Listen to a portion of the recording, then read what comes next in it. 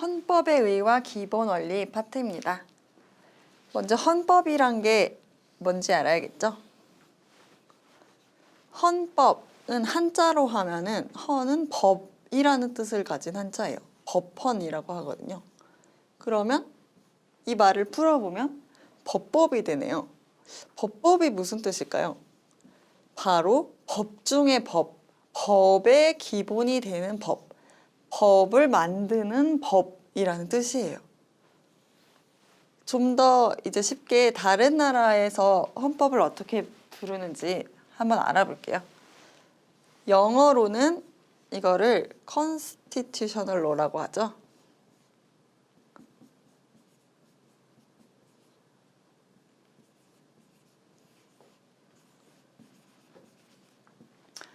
이 말은 건축을 하는 거예요. 뭘 만드는, 구성하는 법이란 뜻이죠.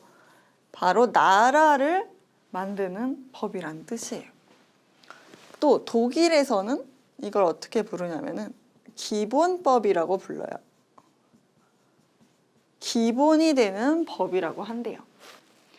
그러니까 이걸 다 종합을 해보면 헌법이라는 거는 이 나라, 국가의 통치기관을 조직 구성하는 그런 기본적인 법률이 되는 거고, 이제 근대로 들어와서 입헌주의 헌법으로 가보면은 통치기관도 구성을 하지만 국민주권과 기본권까지 보장하고 권력 분립까지 이제 내용이 들어갔대요. 기본권이라는 건 사람, 국민들이 가지는 기본적인 그런 권리를 말하죠.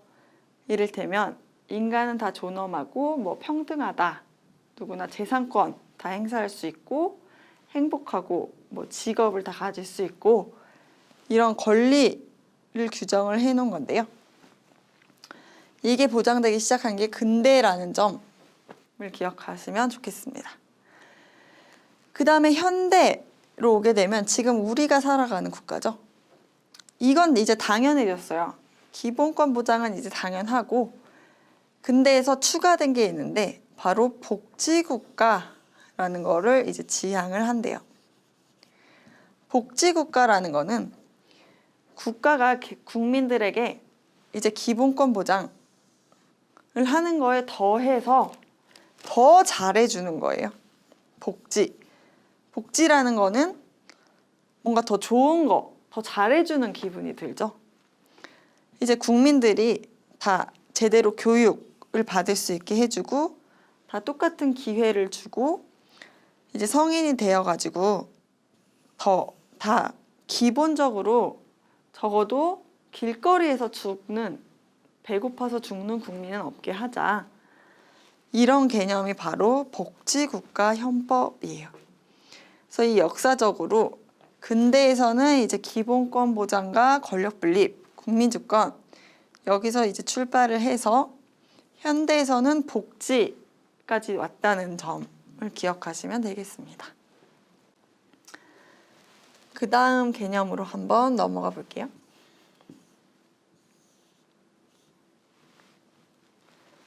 헌법의 의의와 기능이라는 파트인데요. 헌법은 정치적인 의미도 있고 법적인 의미도 있대요. 먼저 이게 법이니까 법적인 의미를 보면 이건 최고 규범이에요. 이거는 외워두셔야겠죠. 최고 규범이다. 최고의 법이다. 헌법을 넘어선 법은 없다는 뜻이에요. 이걸 보면 되겠네요.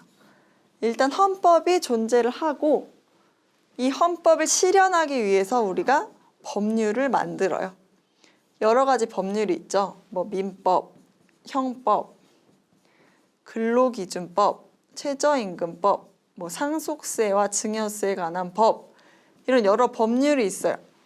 그래서 사람들 사이에 싸움이 났을 때 이제 우리는 어떻게 해요? 법대로 해요. 소송해, 고소해 이런 말 하죠. 네. 물론 소송과 고소는 신중히 해야겠지만 어쨌든 이전 헌법 이전의 사회에서는 어떤 절대적인 존재가 있었죠. 왕과 같은. 왕이 자기 이제 맘대로 하는 사회에서 헌법, 입헌주의와 법치주의 국가로 넘어온 거예요. 그래서 우리는 힘센 사람이 결정하는 게 아니라 법에 따라서 결정을 하죠. 그래서 해결이 안 되면 법원에 가죠. 판사의 판결을 받죠. 이게 바로 법치주의와 입헌주의의 기본적인 틀이에요. 그래서 명령, 조례, 규칙이라는 애들이 나오는데 이건 간단히 설명을 하면 이제 법률이란 걸 만드는데 법률은 국회에서 만들잖아요. 근데 국회에서는 이제 국회의원들이 많아요. 몇백 명 되는데 그 몇백 명 되는 사람이 모든 세부적인 걸 다 만들기는 힘들어서 이건 세부적인 걸 정한 거예요. 세부. 자세한 내용.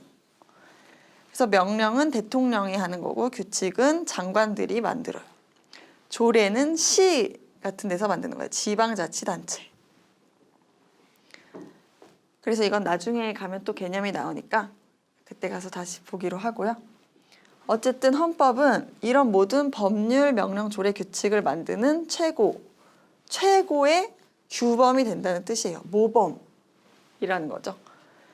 어떤 법률도 헌법과 다른 내용을 만들 수는 없어요.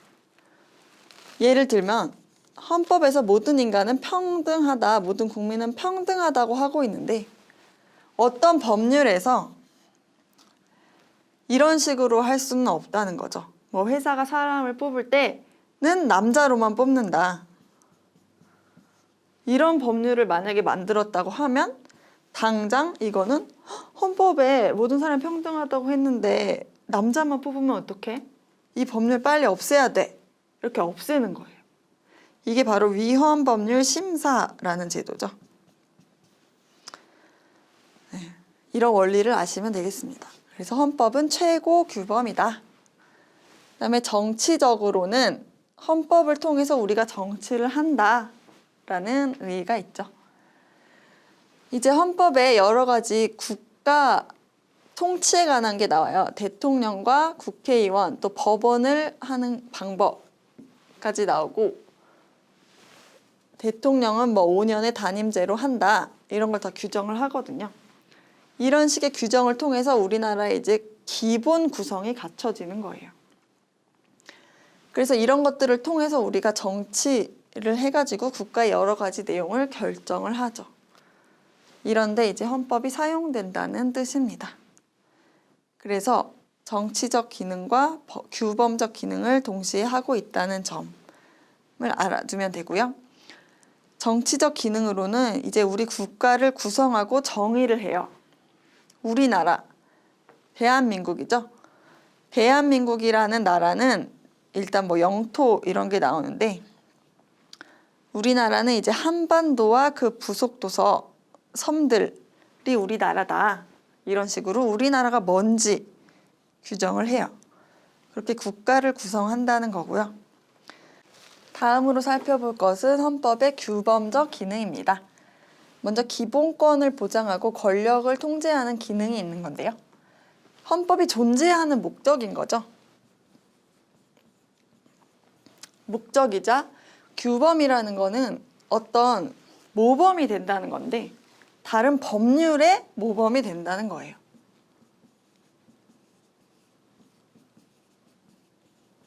그래서 우리가 어떤 법률을 만들 때는 이게 헌법에 나와 있는 기본권, 국민이 가지는 기본적 권리를 보장할 목적으로만 만들 수가 있고 그걸 침해해서는 안 된다.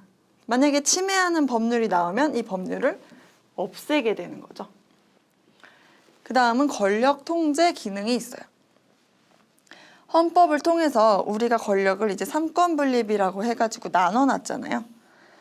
대통령, 국회, 법원 이런 식으로 권력을 나눠놨는데 왜냐하면 그 전에는 독재사회였기 때문에 왕이라는 걸로 대표되는 사람이 모든 권력을 다 가지고 있었죠.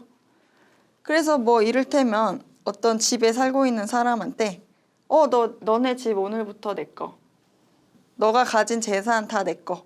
너는 평생 나를 위해 일하고 밥은 뭐 죽지 않을 만큼만 줄게. 뭐 이런 식으로 이때는 국민들이 자기 생명을 보존하는 것조차 힘든 사회였잖아요.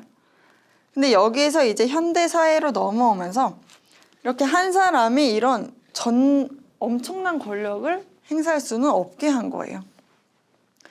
권력을 나눠 있어야 된다. 국민에게 뭐라고 하는 사람, 대통령의 권력과 그 권력을 행사할 수 있도록 만드는 법을 만드는 건 국회에서 하자. 또 국민들이 법을 어겼는지 심판하는 거는 법원에서 하자. 이런 식으로 권력을 다 나눠놨어요. 어디서? 헌법에서. 그래서 헌법이 바로 권력 통제 기능이 있다고 하는 거예요. 이건 나중에 문제를 통해서 더 자세히 살펴보면 되겠습니다.